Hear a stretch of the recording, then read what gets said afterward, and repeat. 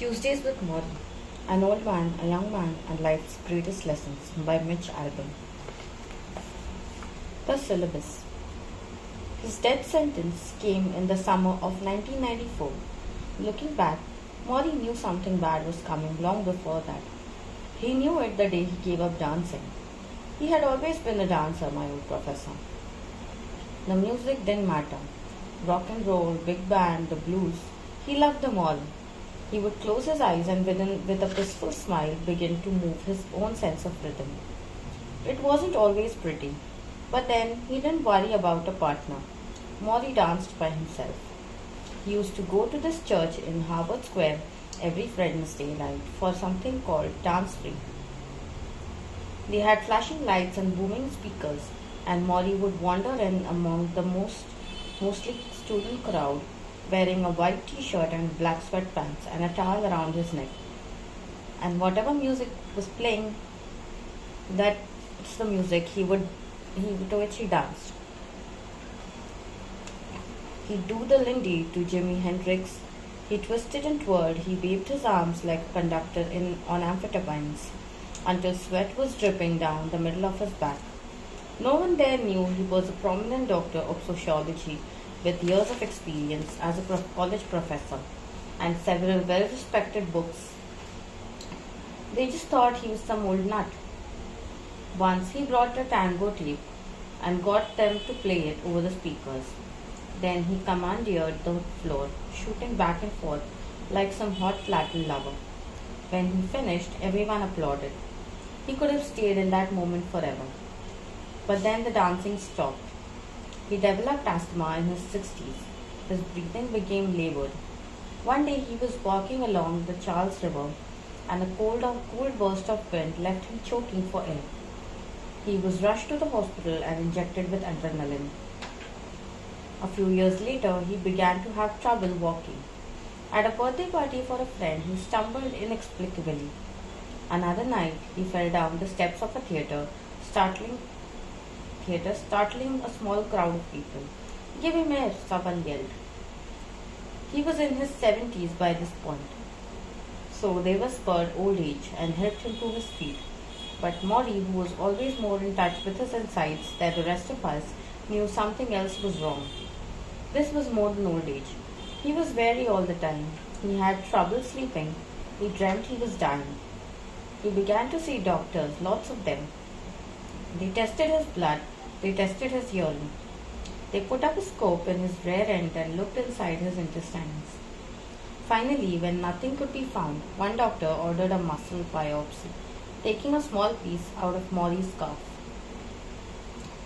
The lab report came back suggesting a neurological problem, and Morrie was brought in for yet another series of tests.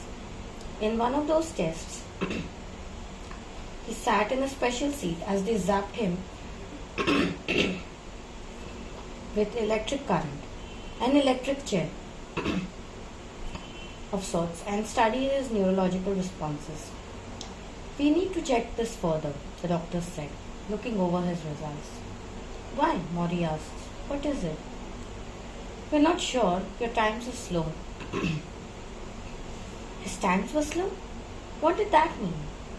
Finally, on a hot, humid day in August 1994, Morrie and his wife Charlotte went to the neurologist's office and he asked them to sit before he broke the news. Morrie had amyotrophic lateral sclerosis, Lou Gehrig's disease, a brutal, unforgiving illness of the neurological system. There was no known cure. "How did I get it?" Morrie asked. "Nobody knew. Is it terminal?" "Yes." "So I'm going to die?" "Yes, you are," the doctor said. "I'm very sorry." He sat with Morrie and Charlotte for nearly 2 hours, patiently answering their questions. When they left, the doctor gave them some information on ALS, little pamphlets, as if they were opening a bank account. Outside, the sun was shining and people were going about their business. A woman ran to put money in the parking meter. Another carried groceries. Charlotte had a million thoughts running through her mind. How much time do we have left? How will we manage? How will we pay the bills? My old professor, meanwhile, was stunned by the normalcy of the day around him. Shouldn't the world stop? Don't they know what has happened to me? But the world did not stop. It took no notice at all as Morrie pulled weakly on the car door. He felt as if he were dropping into a hole. Now what, he thought. As my old professor searched for answers, the disease took over him, day by day, week by week.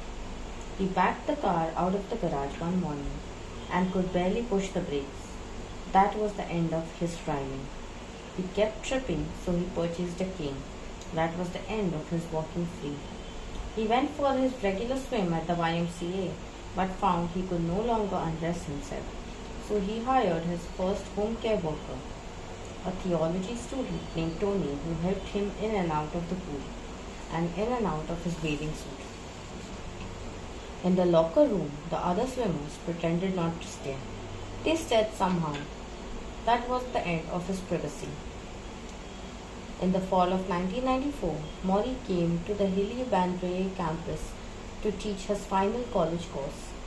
He could have skipped this, of course. The university would have understood.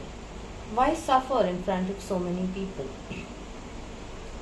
Stay at home, get your affairs in order.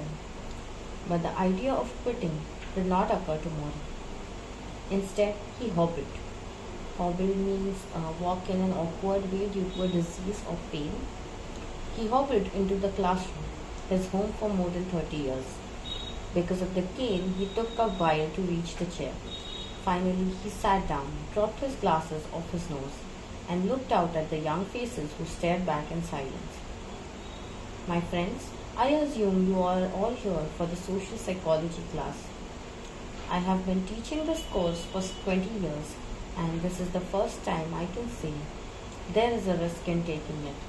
Because I have a fatal illness, I may not live to finish the semester. If you feel this is a problem, I understand if you wish to drop the course.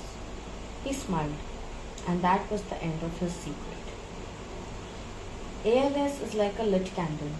It melts your nerves and leaves your body a pile of wax. Often it begins with the legs and works its way up. So it's a sort of an ascending paralysis. You lose control of your thigh muscles so that you cannot support yourself standing. You lose control of your trunk muscles so that you cannot sit up straight. By the end, if you are still alive, you are breathing through a tube in a hole in your throat, while your soul, perfectly awake, is imprisoned inside a limp husk, perhaps able to blink or cluck a tongue, like something from a science fiction movie. The man frozen inside his own flesh. This takes no more than 5 years from the day you contract the disease. Morrie's doctors guessed he had 2 years left. Morrie knew it was less. But my old professor had made a profound decision. Once he began to construct the day he came out of the doctor's office with a sword hanging over his head. Do I wither up and disappear, or do I make the best of my time left? He asked himself. He would not wither. He would not be ashamed of dying. Instead, he would make death his final project, the center point of his days. Since everyone was going to die, he could be of great value, right? He could be research, a human textbook. Study me in my slow and patient demise. Watch what happened to me. Learn with me. Morrie would walk that final bridge between life and death and narrate that trip. The fall semester passed quickly. The pills increased. Therapy became a regular routine. Nurses came to his house to work with Morrie's withering legs to keep the muscles active, bending them back and forth as if pumping water from a well. Massage specialists came by once a week to try to soothe the constant heavy stiffness he felt. He met with meditation teachers and closed his eyes and narrowed his thoughts until his world shrunk down to a single breath, in and out, in and out. One day, using his cane, he stepped into the curb and fell over to the street. The cane was exchanged for a walker. As his body weakened, the back and forth to the bathroom became too exhausting. So Morrie began to urinate into a large beaker. He had to support himself as he did, meaning someone had to hold the beaker while Morrie filled it. Most of us would be embarrassed by all of this, especially at Morrie's age. But Morrie was not like the most of us. When some of his close colleagues would visit, he would say to them, "Listen, I have to pee. Would you mind helping? Are you okay with that?" Often, to their own surprise, they were. In fact, he entertained a growing stream of visitors. He had discussion groups about dying, what it really meant, how societies had always been afraid of it without necessarily understanding it. He told his friends that if they really wanted to help him, they would treat him not with sympathy but with visits, phone calls, and a sharing of their problems, the way they always shared their problems, because Morrie had always been a wonderful listener. For all that was happening to him, his voice was strong and inviting, and his mind was vibrating with a million thoughts. He was intent on proving that the word dying was not synonymous with useless. The new year came and went. Although he never said it to anyone, Morrie knew this would be the last year of his life. He was using a wheelchair now, and he was fighting time to say all the things that he wanted to say to all the people he loved. When a colleague at Brandeis died suddenly of a heart attack, Morrie went to his funeral. He came home depressed. "What a waste," he said. "All those people saying all those wonderful things and never got to hear any of it." Morrie had a better idea. He made some calls. He chose a date, and on a cold Sunday afternoon, he was joined in his home by a small group of friends and family for a living funeral. Each of them spoke and paid tribute to my old professor. Some cried, some laughed. One woman read a poem. "My dear and loving cousin, your ageless heart as you move through time, layer on layer, tender sequoia." Morrie cried and laughed with them. And all the heartfelt things we never get to say to those we love, Morrie said that day. His living funeral was a rousing success. Only Morrie wasn't dead yet. In fact, the most unusual part of his life was about to unfold.